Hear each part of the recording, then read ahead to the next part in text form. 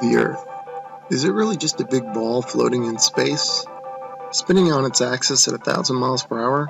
Hurtling around the sun at 67,000 miles per hour? Whizzing through the Milky Way at a milk-curdling speed of over 500,000 miles per hour? And warp driving through the heaven at over 500 million miles per hour? And what about the sun? Is it really 93 million miles away and close to 1 million miles in diameter, with a circumference of nearly 3 million miles? And it's constantly illuminating half of our entire Earth's surface with the rotation of the Earth, creating our 24-hour days, our night and days? Or, shh, the Earth is flat.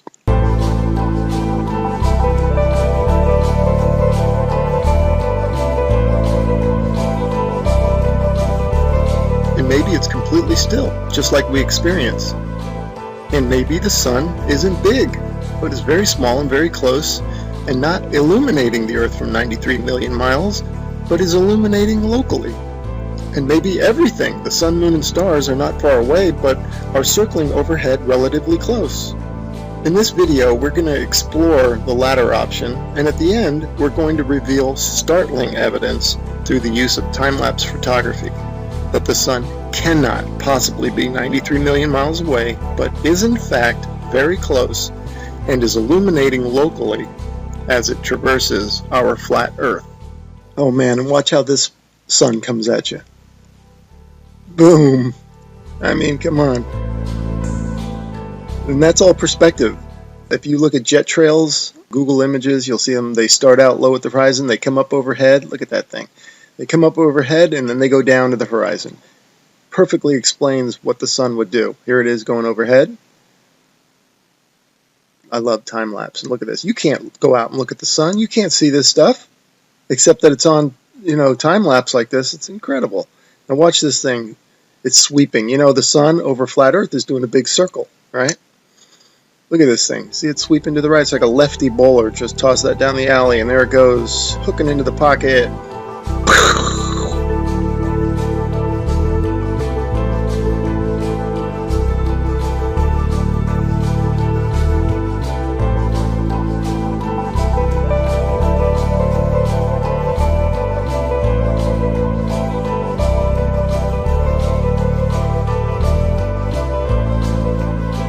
See how the clouds angle down to the horizon. I shot it there. That's exactly how the sun would do on flat Earth. Okay, back to the Copernican principle, and this is what they tell us. The sun is 93 million miles away.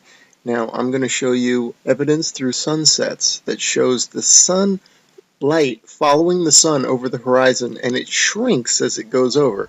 Now there's no way it would do that if the sun is 93 million miles away. Okay, first I'm going to show you some footage from the ISS.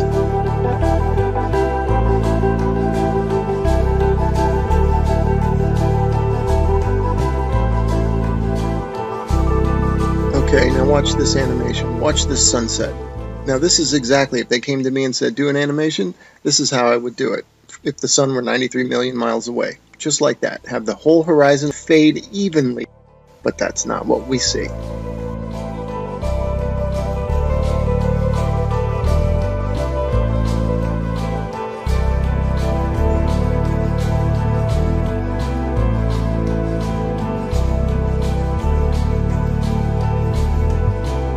Okay, wow, look at that. Look how the light lifts off the ground like a big wedge, or like lifting up a sheet of paper. That's incredible footage. Definitely the light's following the sun, right? Okay, next I'm going to show you how a sun that is circling over the Earth, that creates the horizontal aspect of the sun. If you combine that with perspective, which creates the up and down of the sun, the rising and the setting, you get the 23.5 degree tilt that they talk about. It's nothing but perspective and the circling the sun.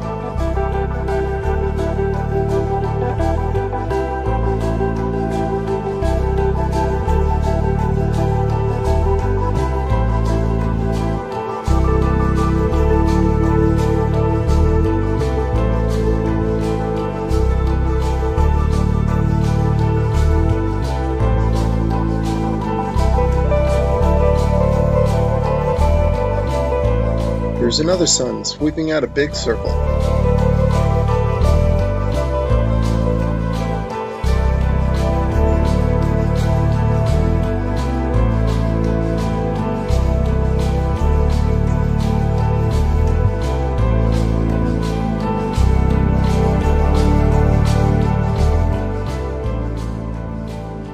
Okay, here's a phenomenon that you might be wondering, how in the heck do you explain this on a flat Earth?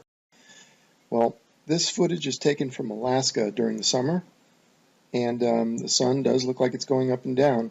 The reason it's doing that is that this town in Alaska is not in the center of the sun's circular circuit.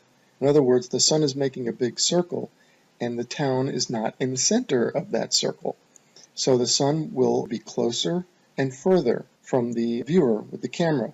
That will cause it to go higher and lower, and also maybe even bigger and smaller.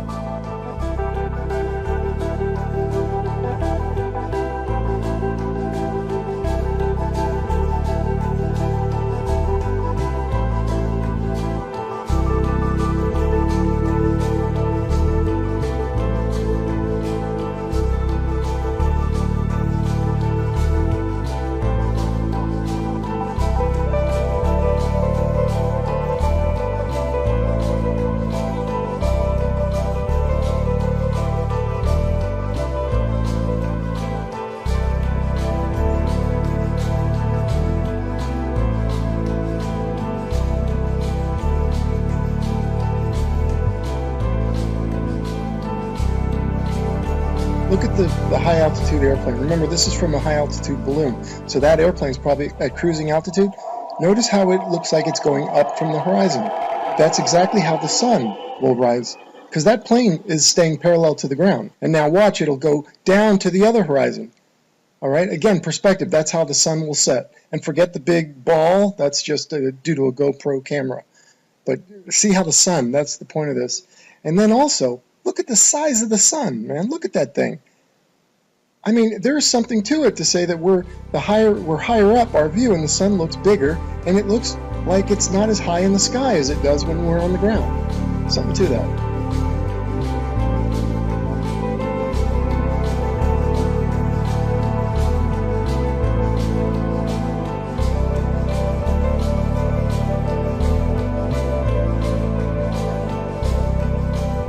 Let's explore this notion a bit further, that the sun looks bigger when filmed from higher up. The next 3 slides, I'm going to do a comparison, a side by side. The one on the left, the camera is above the clouds. The camera on the right is ground level.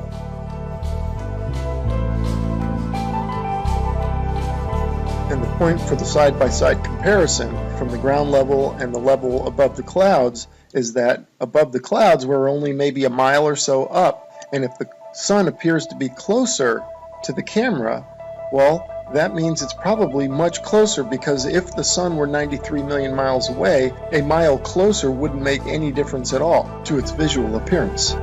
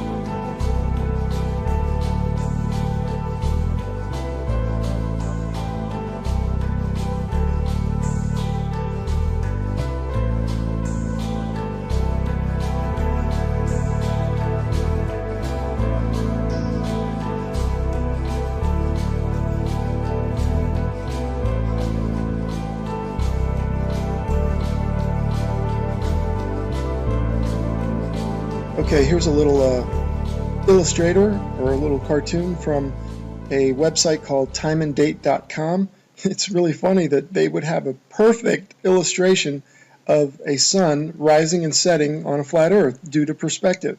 You'll notice that it rises from below the horizon and sets below the horizon. Now you might be saying, well, how's that possible? I can see now you're saying that it rises and lowers due to perspective, but how does it disappear below the horizon?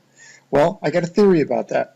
Because of the fact that all parallel lines and planes converge at your eye level horizon, this is according to the perspective, I'm not making this up. If in fact, and they do, they converge at your eye level horizon visually, then it makes sense that after that point they diverge, meaning they then separate, so the sun would continue on a downward track. As you can see from my illustration here, the lines would go to your horizon and then afterwards they would spread out and separate, kind of like a starburst, and the starburst being at your horizon, at your focal point.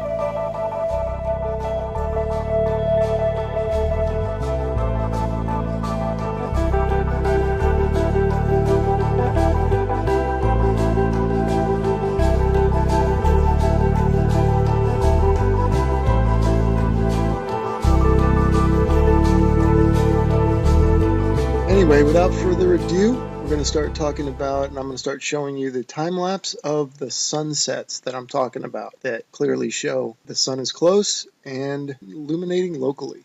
Here we go. All right, and here are a couple of time-lapse sunsets, and just like the sunrises at the beginning of this video where you could see the sun coming at you, not maintaining any 93 million mile distance, here you can also see the sun moving away, and it's clearly not due to the rotation of the Earth and a sun that's maintaining 93 million miles away, but the sun is moving over the Earth and moving away from you.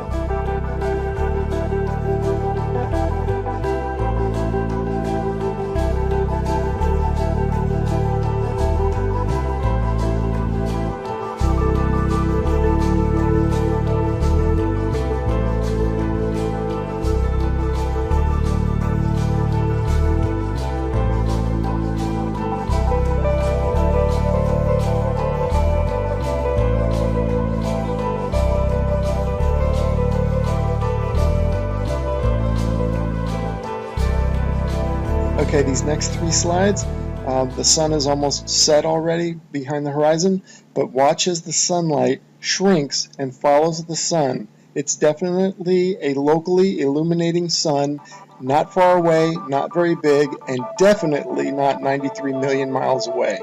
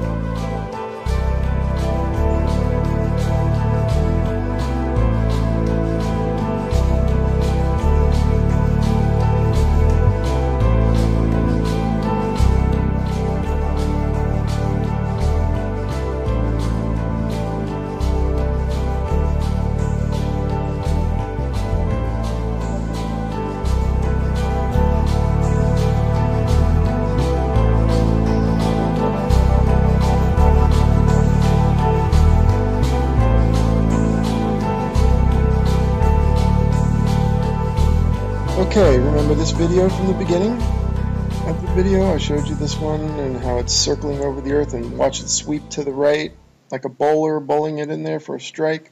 Okay, now I want you to pay attention to the way the light follows the sun. The sunlight's going to shrink, right, as it follows the locally illuminating sun. Watch this. See it shrinking, following the sun? You do not get that if the sun is 93 million miles away. The entire horizon should fade evenly, just like this supposed shot taken from space of the Earth. You can clearly see the way they depict it. They depict the demarcation between day and night, or light and dark, as a long straight line. And you can see the long straight line moving as one solid piece. That means that the sunset should all fade, the entire horizon should fade evenly. But that's not what we observe, as we will see and as we've seen in the footage so far. The sunlight shrinks and follows the sun over the horizon. So these time-lapse sunsets are definitely the nail in the coffin for heliocentrism. But this particular one here, shot from above the clouds from this observatory, is the final nail in the coffin. Look at how the sun just shrinks and the light shrinks to nothing.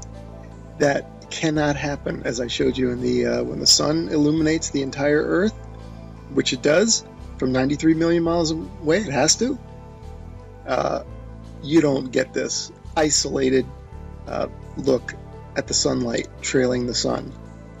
That's only possible with a small sun, close, not very high, illuminating locally. I mean, if this isn't proof to you, then you gotta take the blinders off.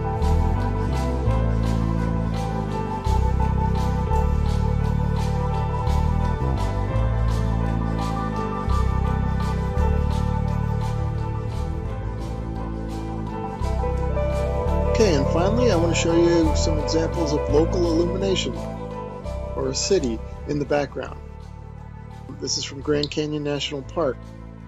You can see Las Vegas is one of them. You can see the stars going down, so you know that's not the sun. That's the glow of Las Vegas, it says. You can see that's local illumination. I'm just making an example showing you here's Tuba City and a little bit of Flagstaff. Now, in this one here, you see two lights. Obviously, we don't have two suns, but these are two cities lit up, and it's just to show it looks just like the sun going over the horizon. That's the point of me showing that. That's local illumination at work. The sun is not 93 million miles away, because if it was, the entire horizon would fade evenly, and the entire horizon would fade at the same time. Not what we see here, which is the small sun cruising over the Earth, and the light is following it. Case closed.